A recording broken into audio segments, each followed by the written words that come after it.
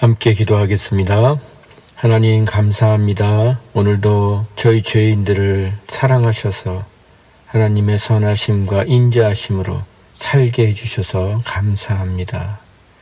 오늘도 그 은혜에 감사하는 마음으로 말씀을 받게 하시고 하나님의 말씀으로 우리의 속사람이 하나님이 원하시는 모습으로 빚어지는 복된 시간이 되게 하여 주시옵소서. 예수님의 이름으로 기도했습니다. 아멘.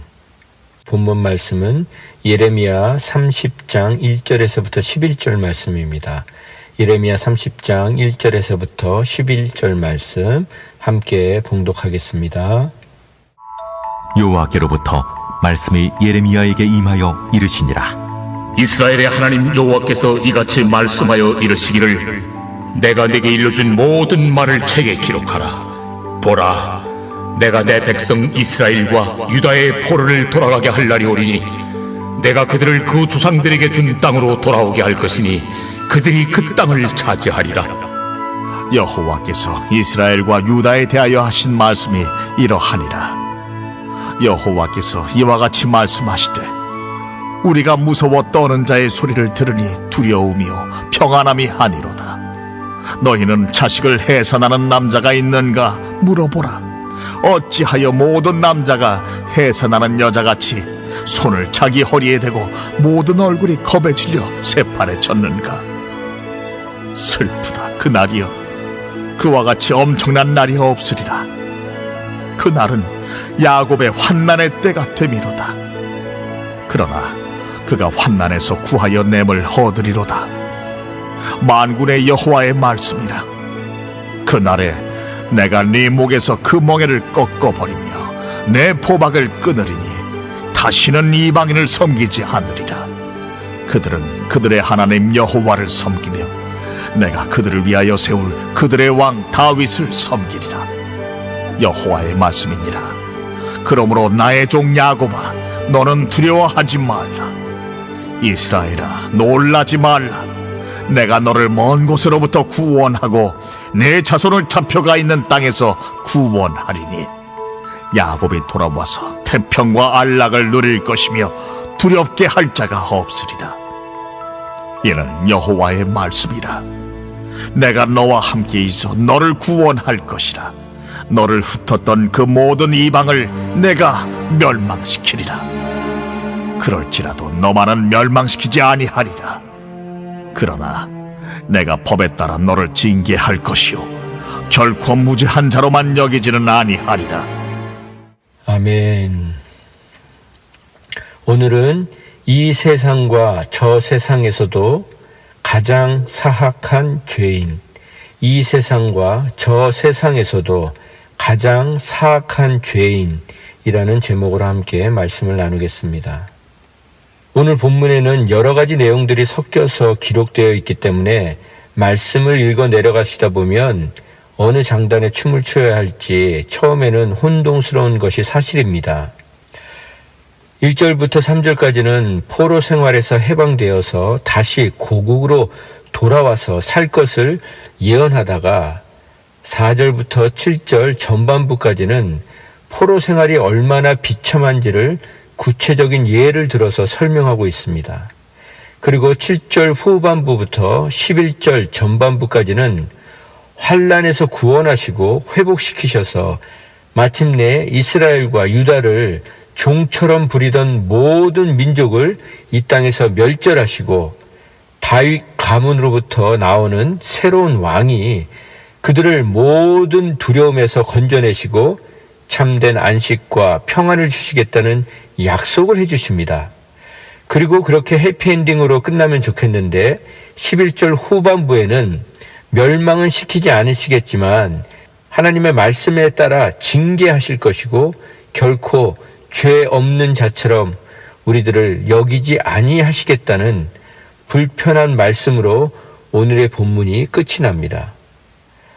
포로에서의 해방 그리고 귀한 그 사이에 무서운 환난에 대한 예언, 그 환난에서의 구원 그리고 회복, 그러나 징계하시는 하나님의 계획으로 오늘 본문이 진행됩니다. 그럼 1절부터 살펴보겠습니다. 왜 이런 구성으로 말씀이 전개되는지 살펴보겠습니다. 참고로 연대기 성경이라는 것이 있는데 그 성경과 우리가 보고 있는 개역 성경과는 문자는 똑같지만 배열 순서가 기록된 연대 순서로 되어 있는데 그 연대기 성경으로 보면 오늘 본문은 30장이지만 예레미야서의 중반 내용이 아니고 중후반에 해당되는 내용임을 참고하시면서 보시면 좋겠습니다. 1절부터 3절 말씀입니다. 여호와께로부터 말씀이 예레미야에게 임하여 이르시니라. 이스라엘의 하나님 여호와께서 이와 같이 말씀하여 이르시기를 내가 내게 일러준 모든 말을 책에 기록하라. 여호와의 말씀이니라. 보라, 내가 내 백성 이스라엘과 유다의 포로를 돌아가게 할 날이 오리니 내가 그들을 그 조상들에게 준 땅으로 돌아오게 할 것이니 그들이 그 땅을 차지하리라. 여호와께서 말씀하시니라. 라고 기록되어 있습니다. 전반부인 1절부터 3절 말씀은 하나님의 말씀이 예레미야에게 임하는 장면으로부터 시작합니다. 그리고 그 말씀의 내용은 이스라엘과 유다가 회복되리라는 내용입니다. 지금 포로 생활을 하고 있는 바벨론의 포로로 끌려가 있는 백성들에게 회복을 선포하는 소망의 메시지로 시작하고 있는 것입니다. 그런데 하나님은 이와 같은 회복의 메시지를 예레미야라는 한 사람을 통해 알려주시는 방법을 택하셨습니다. 그렇습니다. 예레미야는 먼저 하나님께 말씀을 받았고 이 내용을 기록해서 문서를 만들라는 명령에 따라 문서로 만들었습니다.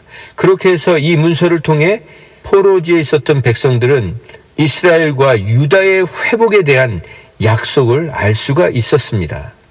이처럼 하나님은 언제나 우리에게 먼저 말씀을 먼저 주십니다. 그래서 하나님이 말씀하셨다는 것, 말씀을 해 주셨다는 것은 이루어진 것이나 다름없는 효력을 지니게 되는 것입니다. 그리고 그 말씀을 지나가는 말이나 인사치레로 하는 것이 아니니 당신의 말씀을 기록해 두라고 하십니다. 하나님이 이루어 주시나 안 이루어 주시나 응답해 주시나 안 응답해 주시나 분명하게 확인할 수 있도록 기록해 두라고 하시는 것입니다. 하나님의 말씀을 기록해서 증거물로 삼으라고 하시는 것입니다. 이렇게 기록으로 남겨두라고 하시는 것이 얼마나 위로가 되고 힘이 됩니까? 여러분들도 성경을 읽으시다가 하나님의 감동으로 하나님의 영감으로 쓰여진 성경을 읽으시다가 글자가 튀어나와서 여러분의 심장에 콱 하고 박힌 적이 있으셨을 것입니다. 쇠망치로 머리를 맞는 것 같은 강한 깨달음을 갖게 되신 적이 있으실 것입니다. 표현할 수도 없고 설명할 수도 없는 자유함과 해방의 기쁨을 경험해 보신 적이 있으셨을 것입니다. 그때 그 말씀을 오늘 예레미야처럼 반드시 기록해 두셔야 합니다. 왜냐하면 말씀과 함께 깨달음을 주시고 감동을 주셨다는 것은 반드시 이루어 주시겠다는 사인이기 때문입니다. 당장은 아무 일도 안 이루어지는 것 같고 아무 변화도 없는 것 같고 소망도 없는 것 같아 보여도 하나님이 주신 말씀은 반드시 이루어집니다. 오늘 예레미야에게 기록해두라고 하신 이유도 반드시 이루어 주시겠다는 확실한 하나님의 의중이 담겨 있는 것입니다. 그래서 우리는 말씀을 사모해야 합니다. 인간의 말은 공허한 공수표로 끝나는 경우가 대부분이지만 하나님의 말씀은 반드시 성취되기 때문입니다. 그런데 오늘 나오는 해방과 구원과 회복의 메시지는 정확한 날짜를 가르쳐 주시지 않으셨다는 것이 인간적으로는 아쉬운 부분입니다. 이왕 약속해 주시는 김에 정확한 날짜와 시간까지 알려주시면 얼마나 좋았겠습니까? 그러나 회복, 그 이상에 대해서는 함구하십니다. 하나님은 예레미야를 통해 거짓 예언자 하나냐가 죽는 달까지 정확하게 기록하게 하셨지만 해방에 대해서는 정확한 날짜를 알려주시지 않았습니다. 물론 예레미야서 25장 11절을 통해 70년이라는 세월이 걸릴 것이라고 말씀은 해주셨지만 70년이란 긴 세월을 견뎌내야 했었을 이스라엘과 유다 백성들의 입장에서 본다면 결코 인내하며 이겨내기에 쉽지 않은 세월이었음은 분명합니다. 저도 신분 문제로 어려움을 겪었을 때 신분 문제로 기도하면 아주 특별한 방법으로 해결해 주시겠다는 음성을 들려주셨습니다. 그러나 인내하지 못하는 제 모습을 보시면서 한 번은 이사야 59장 1절 말씀을 통해 여호와의 손이 짧아 구원하지 못하심도 아니요 귀가 둔하여 듣지 못하심도 아니다 라는 말씀으로 끝까지 인내하며 기다리라는 말씀을 해주셨습니다. 그러나 저와 저희 가족은 신분 문제라는 올무에서 벗어나는데 10년이 넘는 시간을 말 못할 고통 속에서 살아야 했습니다. 그러나 하나님은 저희들에게 들려주셨던 그 음성과 말씀처럼 때가 참에 정말 기가 막힌 방법으로 해결해 주셨습니다. 그러니 여러분에게도 하나님이 약속해 주셨다면 그 말씀을 기록해 두시고 힘들고 마음이 무너져 내리려고 할 때마다 다시 그 말씀을 붙잡고 일어나시기를 바랍니다. 하나님의 약속을 믿고 기대하며 기다리십시다. 그러면 그 말씀은 반드시 이루어질 수밖에 없는 말씀이었음을 분명하고 확실하게 경험하게 되는 날이 올 것입니다. 또한 예루살렘에 머물러 있는 예레미야가 바벨론의 포로로 잡혀가 있는 그 백성들에게 여호와 하나님의 말씀을 전할 수 있는 방법은 기록을 통해 전달하는 것이었습니다. 이처럼 우리에게도 창살 없는 감옥에서 여전히 포로 생활, 노예 생활을 하고 있는 사람들에게, 우리 이웃들에게 하나님의 말씀을 기록해서 전해야 하는 사명이 우리 모두에게 있다는 것을 말씀해주고 계시는 것입니다. 두 번째 부분인 4절부터 7절 전반부까지 보면 그 내용은 이스라엘과 유다의 죄악에 대한 여호와 하나님의 심판이 어떠한 결과를 초래하는지를 설명하고 있습니다. 그 심판의 고통이 마치 해산의 고통처럼 극심한 고통이라고 설명하고 있는 것입니다.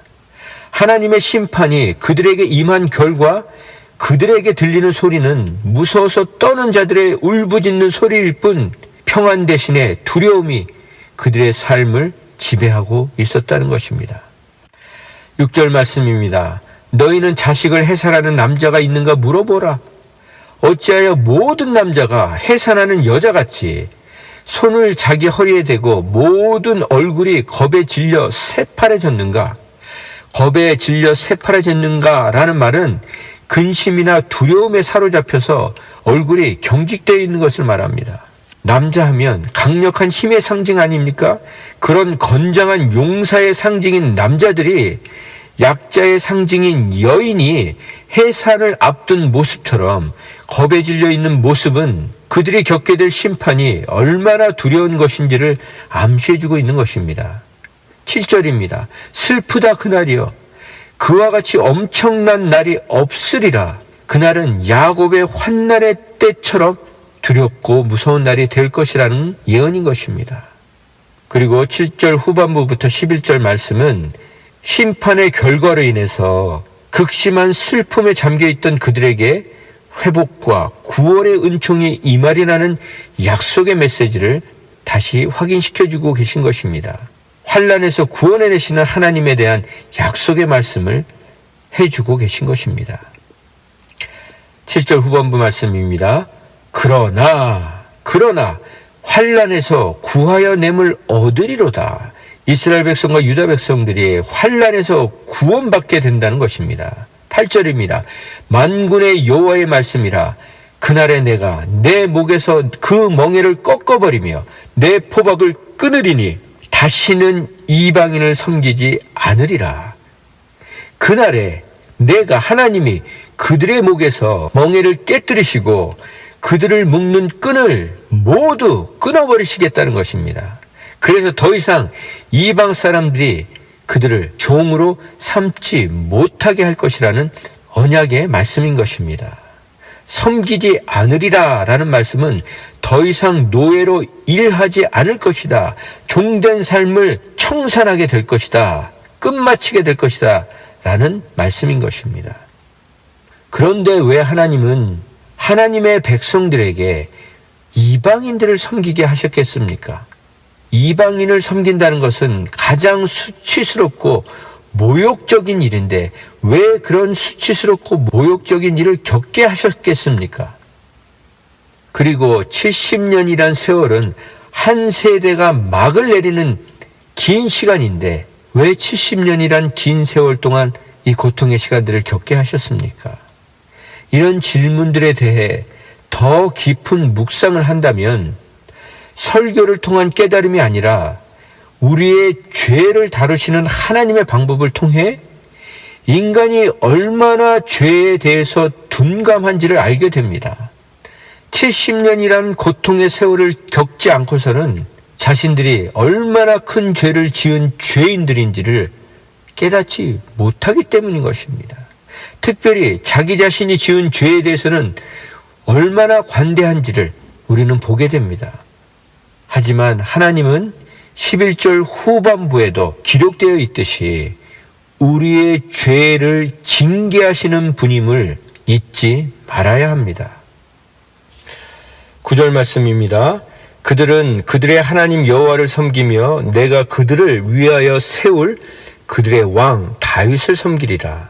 이 말씀은 70년 포로 생활 후에 새로운 통일 왕국을 가리키는 것이 아니라 진정한 왕이신 예수님을 통해 새롭게 임하게 될 천국에 대한 예언의 말씀인 것입니다. 가장 강했던 다윗의 시대처럼 회복시켜 주시겠다는 것입니다. 하나님은 확실하게 회복시켜 주시는 분이십니다. 하나님이 하시면 확실하게 하시는 것입니다. 그래서 우리는 날마다 하나님의 말씀을 믿고 신뢰하는 것입니다. 10절 말씀입니다. 여호와의 말씀이니라. 그러므로 나의 종 야곱아 너는 두려워하지 말라. 이스라엘아 놀라지 말라. 내가 너를 먼 곳으로부터 구원하고 내 자손을 잡혀가 있는 땅에서 구원하리니 야곱이 돌아와서 태평과 안락을 누릴 것이며 두렵게 할 자가 없으리라. 아멘. 태평이란 무엇입니까? 분쟁이나 전쟁이 더 이상 없는 상태를 말합니다. 억압받는 일이 더 이상 없는 것을 말합니다. 관계를 깨트리는 일들이 없는 상태를 말합니다. 그렇습니다. 하나님이 주시는 복은 모든 근심과 걱정이 없는 참된 평안과 화평의 삶을 살게 해주신다는 것입니다. 오늘도 하나님은 당신의 종인 우리들에게 두려워하지 말라고, 무서워하지 말라고 말씀하고 계신 것입니다. 그리고 내가 너를 먼 곳으로부터 구원해 주시겠다고 약속하십니다. 먼 곳이란 우리 힘으로는 도저히 빠져나올 수도 없고 되돌아올 수도 없는 곳을 말합니다. 그런 거대한 세력의 소나기에서 구출해 주실 뿐만 아니라 그렇게 우리를 괴롭히던 자들을 이 땅에서 아주 멸절시키시겠다, 박멸시키시겠다, 멸망시키시겠다는 것입니다. 그리고 우리에게는 다시 고향으로 돌아오게 하셔서 평안하고 안정된 삶을 살게 하며 아무런 위협도 받지 않고 살게 해주시겠다는 것입니다. 더 이상 우리를 두렵게 할 사람이, 두렵게 할 존재가 아무도 없을 것이라는 말씀인 것입니다. 얼마나 큰 위로가 되고 힘이 되는 말씀입니까? 그런데 앞서 말씀드린 것처럼 여기서 말씀이 끝나면 너무 좋겠는데 11절 후반부에 어찌 보면 사족과도 같아 보이는 말씀을 기록하게 하셨습니다. 11절 말씀입니다. 이는 여호와의 말씀이라. 내가 너와 함께 있어 너를 구원할 것이라. 너를 흩었던 그 모든 이방을 내가 멸망시키겠다. 그럴지라도 너만은 멸망시키지 않겠다. 여기서 끝나면 좋겠는데, 그러나 내가 법에 따라 너를 징계할 것이요 결코 무죄한 자로만 여기지는 아니하리라. 무슨 말씀입니까? 하나님께서 절대로 우리가 받아야 할 벌을 면하게 하시지는 않겠다는 말씀입니다.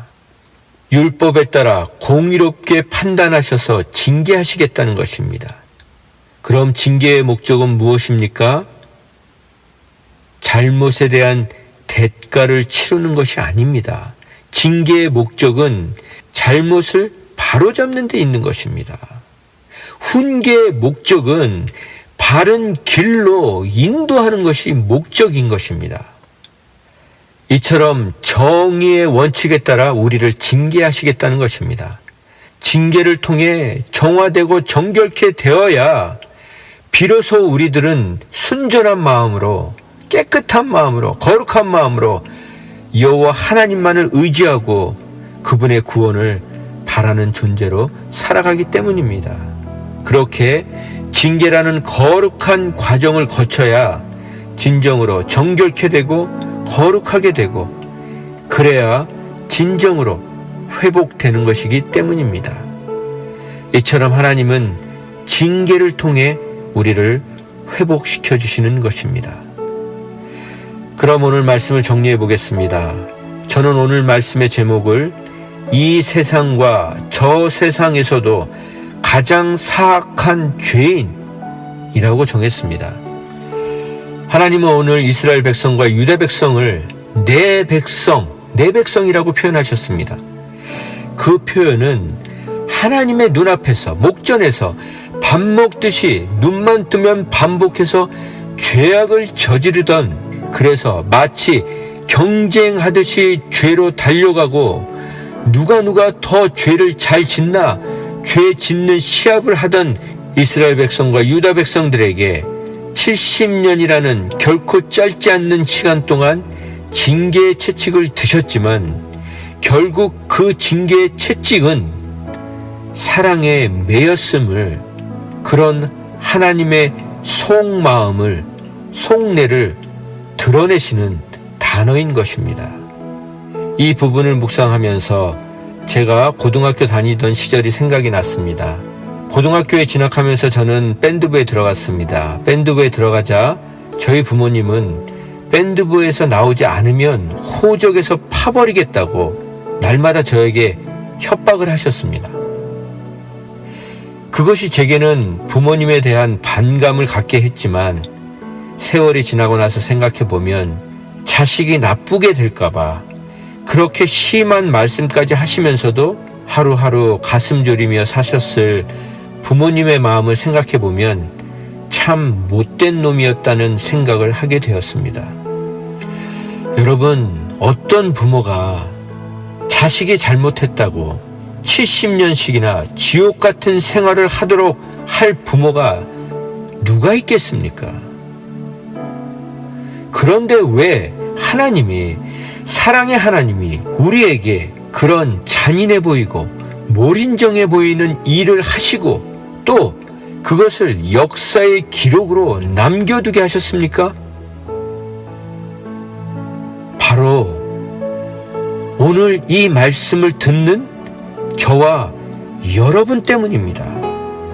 저와 여러분 때문에 이 말씀을 기록하게 하셨다는 것입니다.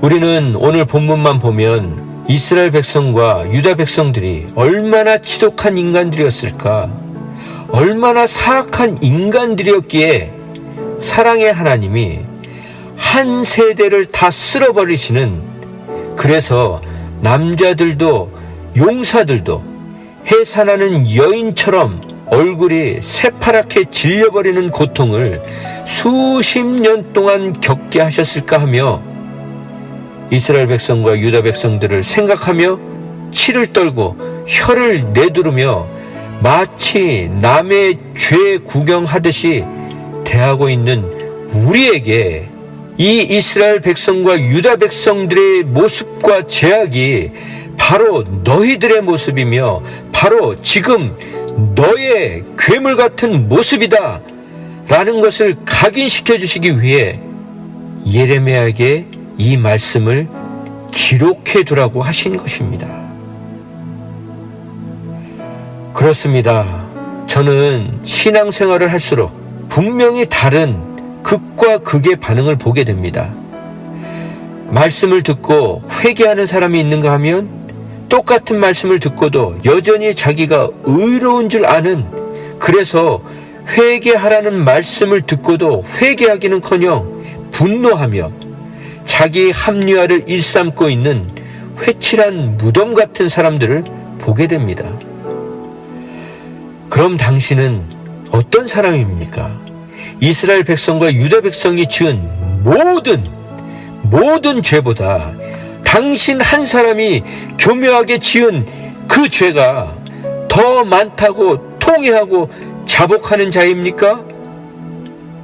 아니면 여전히 십자가 앞에서 고개를 쳐들고 나는 의롭다고 목이 곧은 자로 살고 있습니까? 저는 여러분과 제가 어떤 모습으로 살아가고 있는지 하나의 잣대를 제시하는 것으로 말씀을 마무리하겠습니다. 우리 공동체에서 한 해 동안 거듭해서 이야기되었던 단어 중에 하나는 하나님의 공의입니다. 그런데 하나님의 공의라는 잣대는 오늘 본문의 말씀처럼 어떤 의로운 사람도 새파랗게 겁에 질릴 수밖에 없는 무시무시한 잣대입니다. 그 잣대 앞에서는 세상에서 말하는 그 어떤 성인군자라도 자신이 저지른 죄를 보여주시는 하나님의 공의의 잣대 앞에서는 한순간의 흔적도 없이 멸절할 수밖에 없는 가장 사악하고 교묘하고 악랄한 죄인이 자신인 것을 인정하고 시인하고 동의할 틈도 없이 깨달아지고 그 깨달음이 임하는 순간 영원한 지옥불에서 영원히 고통받아야 마땅한 자임을 저절로 알게 되는 잣대입니다. 다시 말해 하나님의 공의 앞에서는 어떤 변명도 어떤 자기 합리화도 할 수 없는 자리인 것입니다. 그런데 그런 무시무시한 칼날을 들고 내가 의인이 되어서 내가 하나님이 되어서 그 칼을 휘두르려고 했으니 하나님께서 그런 우리들의 모습을 보시면서 어떻게 진노하지 않으실 수가 있으시겠습니까? 여러분, 부탁드립니다. 하나님의 공이라는 말은 저와 여러분과 같은 죄인들의 더러운 입에서는 다시는 거론돼서는 안 될 말입니다. 그러니 더 이상 하나님의 공의가 마치 우리의 의로움의 수준인 것처럼 사용하시지 마시기 바랍니다. 그저 이 땅에서 멸절당해도, 그래서 영원토록 지옥불에서 고통을 받아도 할 말이 없는 죄인의 마음으로 살아가시기 바랍니다. 그렇게 나 자신이 이 세상뿐만 아니라 저 세상에서도 가장 사악한 죄인임을 한순간도 잊지 않고 사는 사람들만이 하나님의 은혜, 십자가의 용서는 눈물 없이, 감격 없이, 감사 없이는 고백할 수 없는 가장 귀한 고백임을 시인하고 증거하게 되는 것입니다. 아무쪼록 날마다 그 고백이 넘쳐나는 행복한 죄인으로 살아가시기를 주님의 이름으로 축원드립니다. 기도하겠습니다. 하나님, 은혜 받은 자란 자신이 죄인임을 깨달은 자임을 알려주셔서 감사합니다.